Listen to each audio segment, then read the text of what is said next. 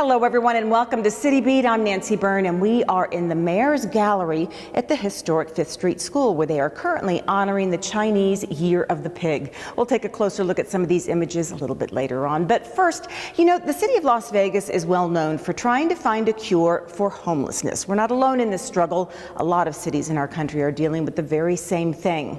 Well, right now, Las Vegas is trying something a little bit new called the Courtyard. It's modeled after similar programs in other cities and finding great results, and we're hoping for the same thing here. Right now, we'd like to introduce you to just 2 success stories that have come out of the Courtyard.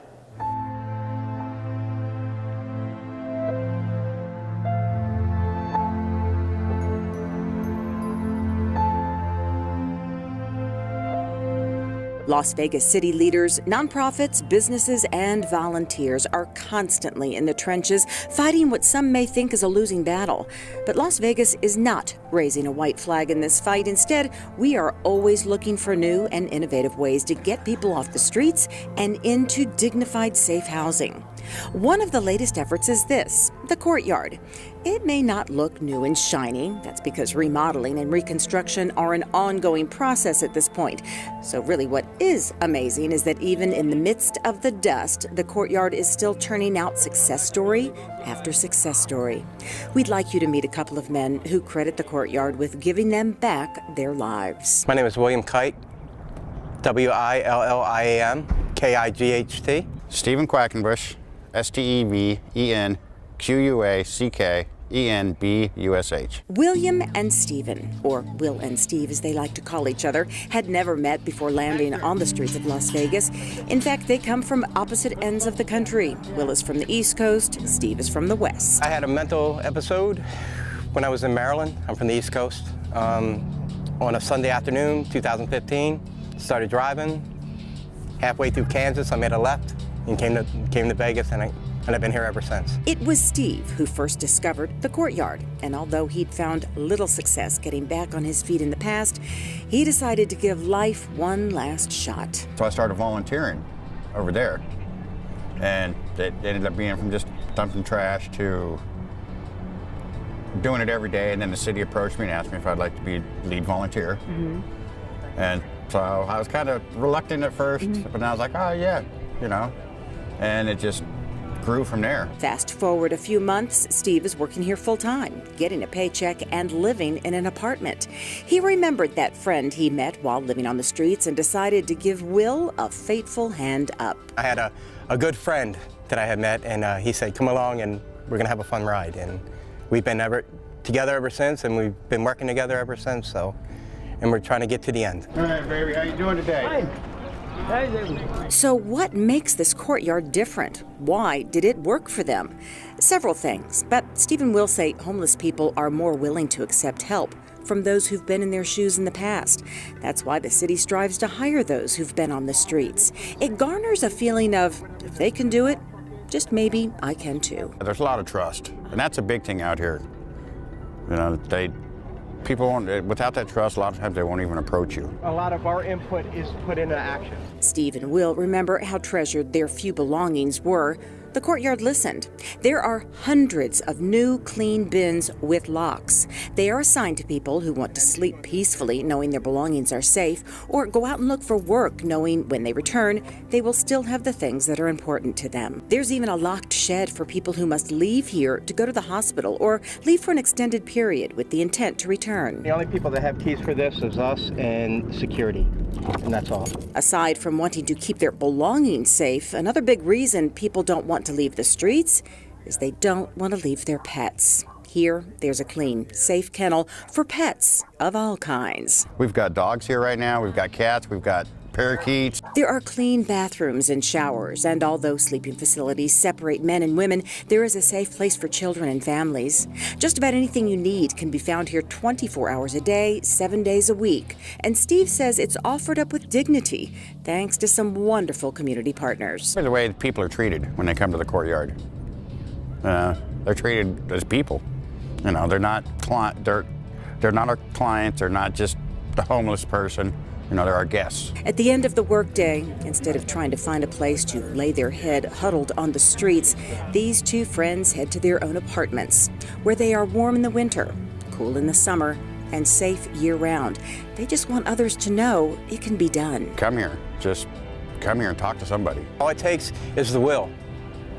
If I can do it from no support and get up off the street, anybody can do it. And we're here to help. And the only way you're going to get help is if you ask for help.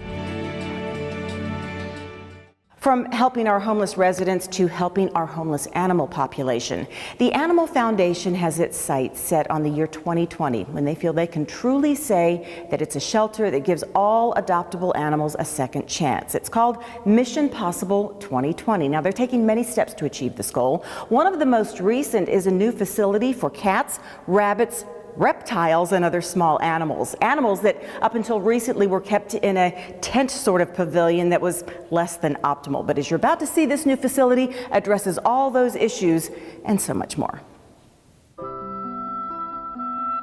From the relaxed look of the cats in these cat condos and in the cat suites, you can immediately feel like this brightly lit, spacious new shelter is going to go a long way to help the Animal Foundation staff get these animals new homes. When they are relaxed and happy, they quite simply are more appealing to families looking to adopt. Oh, they're so much happier now. It's quieter in here with them. They're separated from the dogs. The ones that are a little stressed in the cage actually do really well in an open area with the tree or with the playthings. And even the cats in these kennels have more space. Staff here has seen a dramatic difference in the pets' demeanors and how that indeed reflects on adoption rates. Our cats are really thriving in the new building. They're happy, they're comfortable, they're more relaxed. They have more opportunity to interact with potential adopters. And some of them are getting adopted the very same day that they get put out for adoption. The new building is not only housing cats and kittens. We have reptiles, we have bunnies. We also have a few dogs in this new building. And this is the first permanent adoption facility that we've ever had. So this is a great addition to our campus. We have our offices in here. We have some community rooms. And along with the new shelter areas, there are some unique features that will enable the cats to have fun, interact, and get some exercise. We have a cat tree, so that's a prominent feature in our lobby, and we will have cats in there 2 or 3 at a time, and we're hoping that they start climbing the tree. But it's just great enrichment, great exercise for them. The new facility was made possible through the Engelstadt Family Foundation, private donors, and jurisdictions. And while it was badly needed here at the Animal Foundation, it's only part of the formula that is helping the staff here reach its goal of 2020, called Mission Possible. Our goal for 2020 is to save more healthy and treatable animals, and we're doing that by making more of our special needs animals available for adoption. We're providing more medical care. We're providing some behavioral interventions that we couldn't do in the past. So we've got more behavior training programs. We're trying to keep pets in their homes so owners don't have to surrender if possible. And we've made a lot of good partners where we can transfer some of the animals out to other facilities. So. Another new step now being taken is the clearance to adopt out animals that may have ailments that hinder their health but do not take them off the adoptable list. Pets like Bailey. We've done some testing with Bailey, and it's not quite clear yet if Bailey is going to become sick or will live a few years or even longer. But right now she's happy and healthy and would love a caring home with no other cats because she is potentially contagious to other cats. These guys tend to do really well for a while and just need some regular veterinary care. She's a special needs cat who might need some extra care, but if somebody's willing to dedicate some time and resources to her, she can make a great pet. Dr. Freeman says they are also expanding the vet services available here at the foundation so they can treat more pets and more pet illnesses. So our veterinary services provides low-cost spay-neuter and low-cost vaccines for the public. For the animals that are here in our care, we are doing more surgeries and treating more illnesses. We don't have currently a clinic where public can take their sick animals for care, but once again, we're offering the low-cost vaccines and spay-neuter, which is a big step in helping the community. With hundreds of pets being turned in or rescued by animal control every day, it is a battle to stay ahead of the influx of animals that end up here at the Animal Foundation. But it's a battle the staff refuses to lose, and they believe that expanding and improving what they do here on their end and continuing to educate people on how to be responsible pet owners, it is a battle that will be won. We're saving now 87% of all cats and dogs. We will eventually be saving all healthy and treatable animals that come into our care. We don't use the term no-kill usually because it's confusing, but no-kill is saving 90% or more. So we're very, very close to reaching our goal. Pet overpopulation is a community issue. Pet owners who are not licensed breeders must get their animals spayed and neutered. You must be able to provide a safe and humane home where animals can be warm in the winter, cool in the summer. You must be able to take care of them, give them love and attention and health care. If you can't do all of that, you might want to wait to adopt. Now, if you're already a pet owner and you're facing some sort of challenge, the Animal Foundation encourages you to call them to see if there's any kind of assistance they can give you, or surrender your pet to the Animal Foundation. There is no judgment. They would rather have a pet in there, safe and cared for, than left out on the streets where it can be attacked by other animals, hit by a car, or die of starvation. You can adopt at the Animal Foundation daily, 11 to 7. We're going to take a quick break, and when we come back, we'll show you how some local barbers are helping some little kids not only look better, but feel better about their reading skills.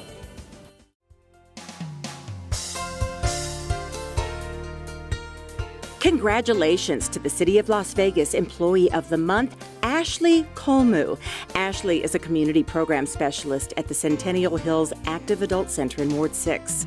She really takes our values to heart as she works to provide activities and experiences our seniors in the northwest part of the city have come to love and rely upon. The city offers many activities, trips, and seminars, and Ashley is always at the forefront on these projects. She always has a kind word and takes the time to really get to know the residents who come in and visit the facility. For Thanksgiving, Ashley cooked a feast for more than 70 active adults at the center. We're not talking about a quick microwavable meal, turkey and all the trimmings. For all you do to make life joy for all ages, we congratulate you, Ashley Colmu, the City of Las Vegas Employee of the Month.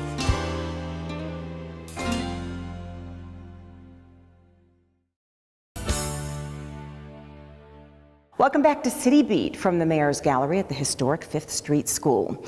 We all go to our stylist or our barber to help us look better and then feel better about ourselves. But every year around this time, some local barbers are helping kids not only look better, but feel better about their reading skills. We stopped into Masterpiece Barbershop and College to find out why they participate year after year in this reading program.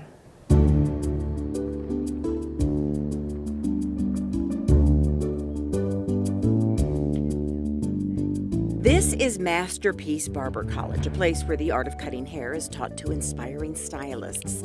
But every year, in coordination with Nevada Reading Week, aside from the regular tools of the trade to learn the best barber techniques, these tools of the trade are found scattered about, teaching kids the importance of reading. It's a lion. Is it a lion? It is a lion. Look at that. It's the annual Read with My Barber Week here at Masterpiece, where stylists like Rebecca and little ones like 6-year-old Zaire bond over books and a free haircut. Marcus Allen owns the college and Masterpiece Shops 1, 2, 3, and 4. He was one of the first to join up to participate in Read with Your Barber Week when it started in our community 4 years ago. It comes out to be really helpful to the community because this is one of the places that everybody is like the pillar of the community. Everybody come and join us. And then to get some education and also get a nice haircut, and also we do it free for the kids to actually read with their barber. So while these men and women are learning how to become the best barbers on the block, these kids are learning there actually is more to life than computers and video games. We have Generation Y that's going on now, and everybody's computer, either in their cell phone, so nobody hardly ever picks up a book and start to read. So more still, we're trying to instill that back into our younger generation, the Generation Y, to get them to understand that reading is very important in life, besides playing video games. You can see by their faces, these kids are really enjoying the act of reading, actually having to turn pages and interacting with their barber about what they're learning from the book before them. But we asked around and discovered it's not just the kids who enjoy this special week. Today was actually my first time doing it, so it was kind of cool. I enjoyed time with little man, you know. hearing him read, letting him know that he's doing something positive in school, because I see that he can already read. Marcus says connecting with the kids is an important lesson for his students as well, something he hopes they take with them wherever they end up practicing their trade. It's customer and barber relationship that they build, and also building it with a kid. So it's an early form of education towards the barber and also the individual, the kid itself, actually making the connection more so than a haircut. So they read a book and get a free haircut. May seem like a simple concept, but Marcus says sometimes an experience can be simple and fun and still be an important life lesson. I feel real good about this right here. I mean, I had some troubles when I was growing up actually with reading and a lot of other things with education, so now I know how important it is to actually make it in life.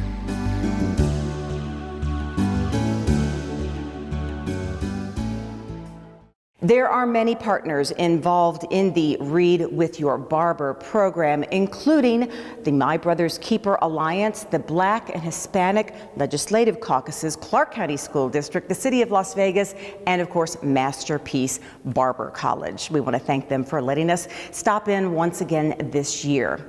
Well, if you ever thought your child might be too young to start exercising, you might reconsider when you see a wonderful program being offered at Cimarron Rose Community Center. Hi, bud.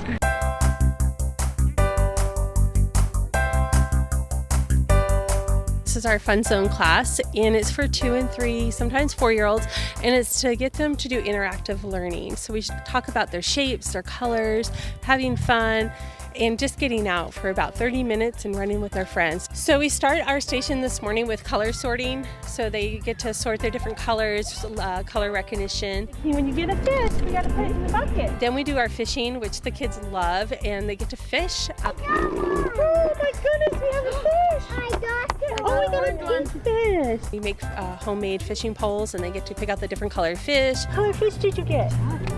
Pink. We also do another sorting and building project, so it's a little bit of stacking and shapes and sizes. Put on the red one. Come over here. Come here. Put on this one.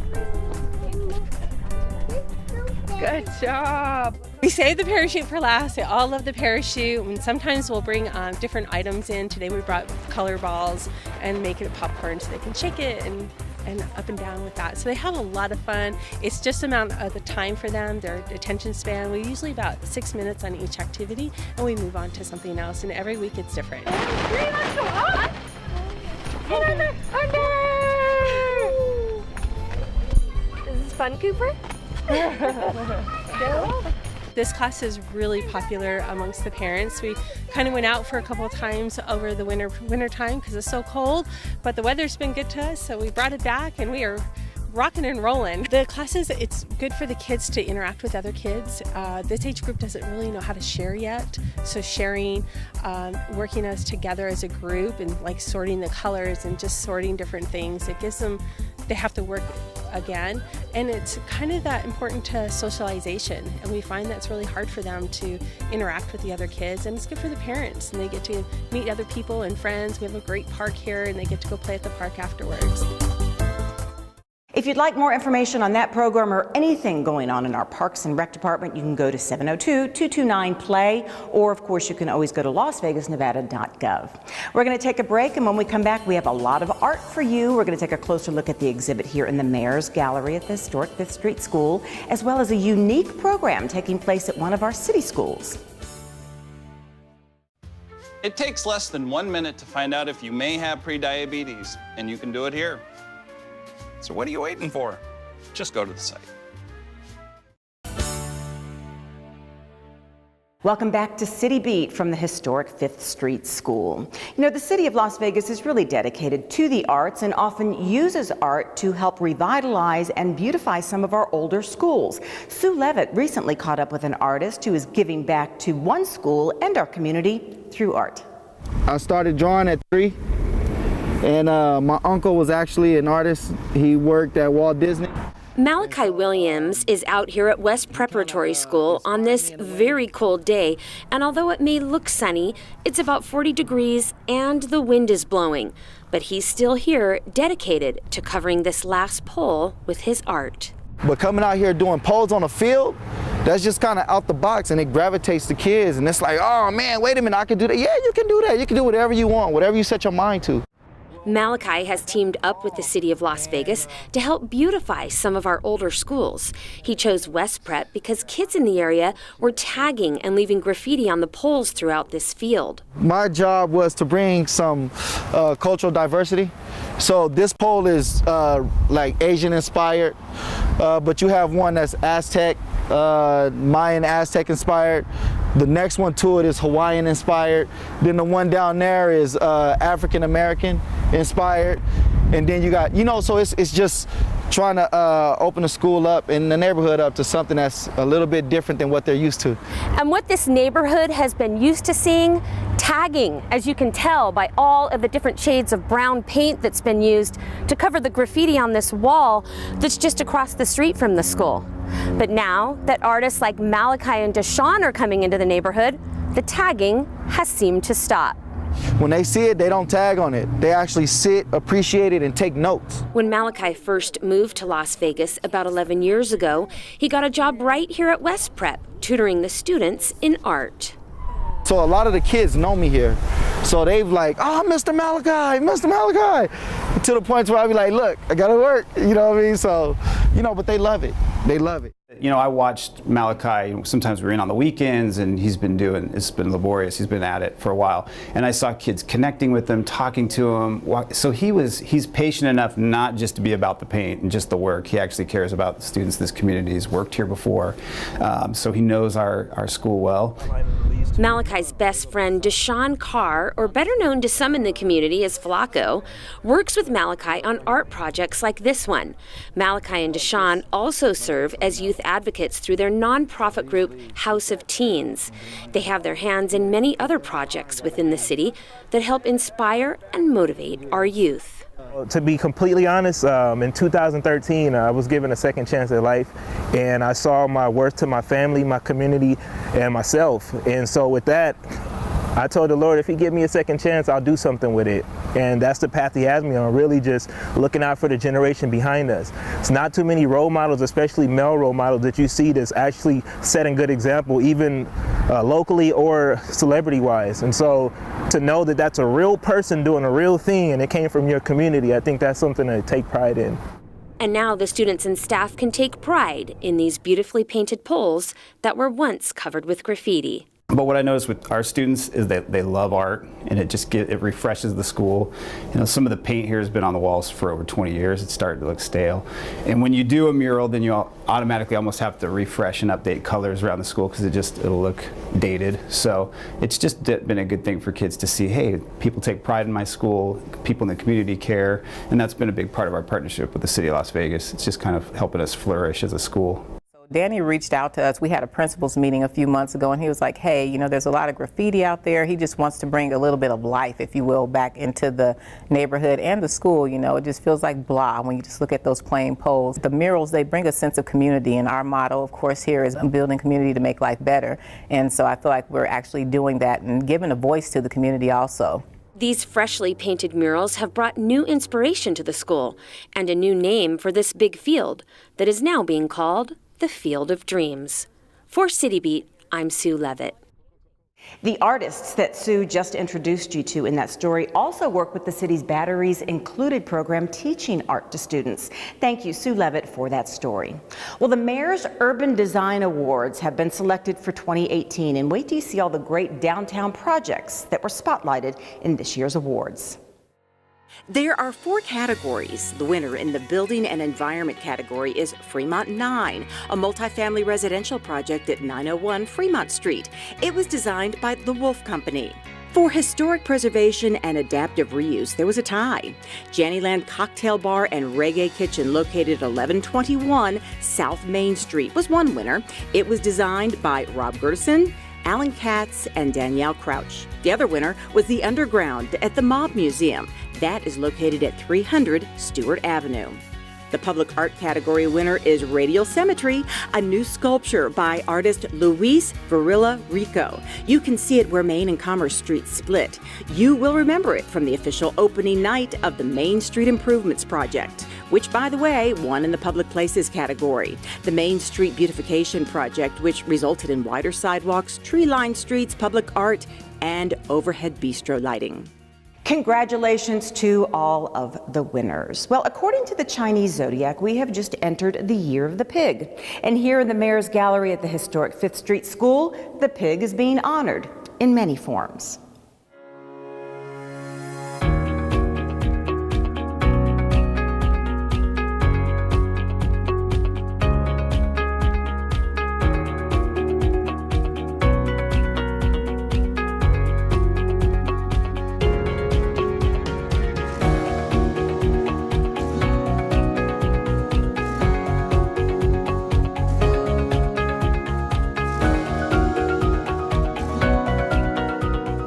For a few weeks, the Mayor's Gallery here at the historic 5th Street School was a real pigsty. Well, it was filled with pigs of all shapes and sizes, even one that showed pigs sometimes do fly.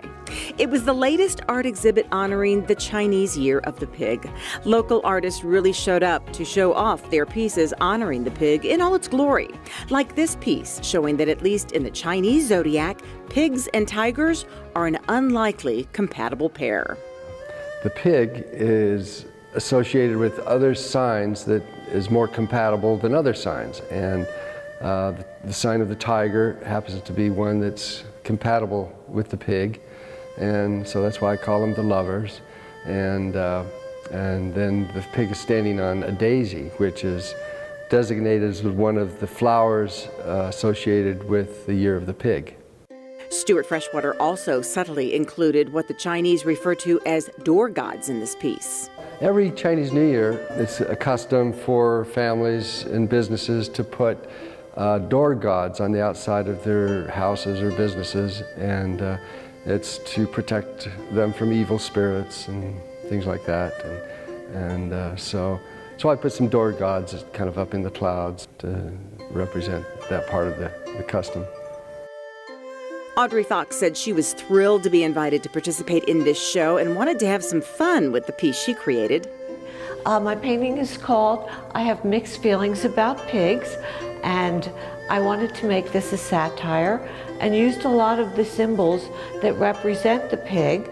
For example, the piggy bank, and the pig likes to eat, of course. So we have a lot of Chinese food here.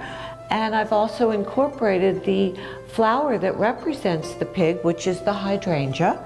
And I wanted to make this a satire. So one of the paintings here is a pig on a blanket, which is a pun, as well as a flying pigs, do pigs fly? And then money is also a symbol of the Chinese Year of the Pig, abundance. She chose to use acrylic paint and used a technique to illuminate the canvas. I started with this banana yellow color because I wanted the painting to have a lot of luminosity. So the painting is all first painted with this beautiful yellow banana color, and then I added layers on top. From clay pigs to carved pigs, so to speak, the exhibit showed a wide variety of the various forms of art and the depth of talented artists we have right here in the city of Las Vegas. I just really appreciate the city of Las Vegas providing artists the opportunity to take part in this show. Jeannie Voltura especially, who curates the show and gets it organized. And it's really a good community thing that the city does here.